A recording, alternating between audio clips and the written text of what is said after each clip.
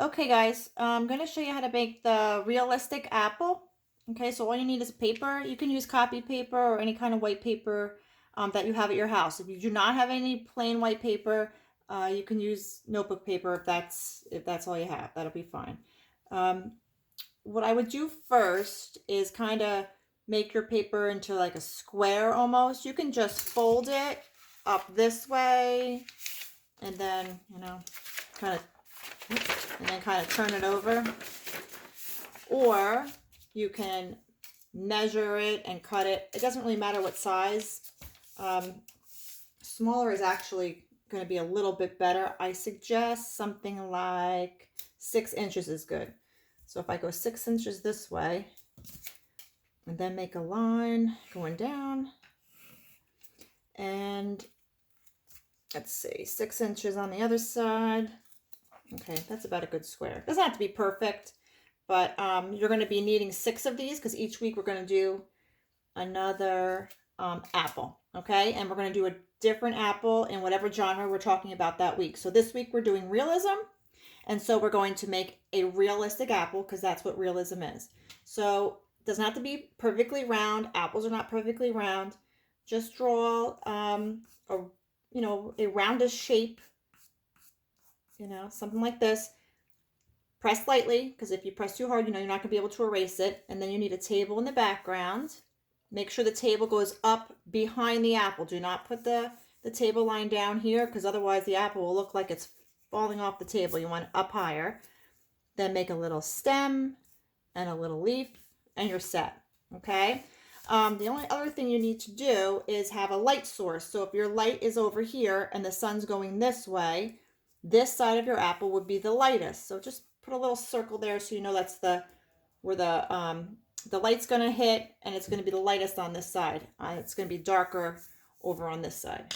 Now you have a choice. You can do yellow, you can do red, or you can do a green apple because those are realistic colors. However, whatever color you start with today, that's the same color you're going to use for the rest of your apples. So I'm just going to do red. Okay, and then you're going to start with colored pencils. If you don't have colored pencils, use crayons. You really can't use markers for this because you're going to have to blend a little bit. So, another thing you're going to think of is this. You want to color in a circle because apples are circular. So, if I have a circle like this and I color straight across, it's going to make it look very flat. But if I take my circle and I kind of color on a circular fashion like this where I'm going around the edge, it's going to look a lot rounder. So that's what you want to do on here too. So over here it's going to be darkish, darker as you go away. And it's going to take some time to really get it perfect.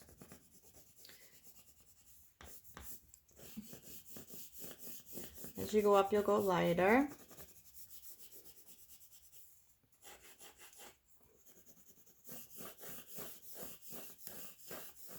And then you would color that in nicely.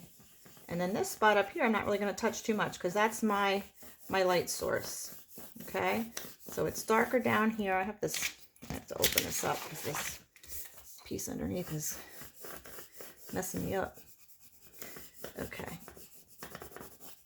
And then, okay, so that's kind of all you have to do. You can fix this and make it, a lot nicer if you want to. I just don't want to be on here forever. And then with my leaf, right, I'll color my leaf green.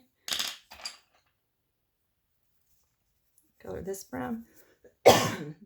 Now, the table and the background can be any color you want. Okay, so I have this bluish color. I'm going to put this in my background. Maybe a little bit darker on the line. And then as you go up, you can go lighter. Okay, you can also go back and make this looking, a little bit nicer. I'm just kind of rushing through here so you can see what I'm doing. And then for the table, I'm going to make a brown table. It's not sharpened very good. So darker back here, and then lighter as you come up. darker back here. And now if you want to make a shadow of the apple on the table, I'm doing this on my floor, so the floor lines are kind of coming through. Okay, and you can go back and fix it. If you wanted to do a shadow, my shadow would be this way because the light source is going there. Behind here would be the darkest. Okay, and that's kind of it. And you can kind of, you know, fix it up a little bit so until you get it how you like it. When you're done with this, you're going to take a picture of it and make sure you submit it when you turn in your work, because I need to see these each week. And there are directions on the Friday, on your weekly activity sheet. On the Friday day of the week, there are directions on how to do that, okay? Next week, we're going to go on to Impressionism, and I will have another picture for you then, okay?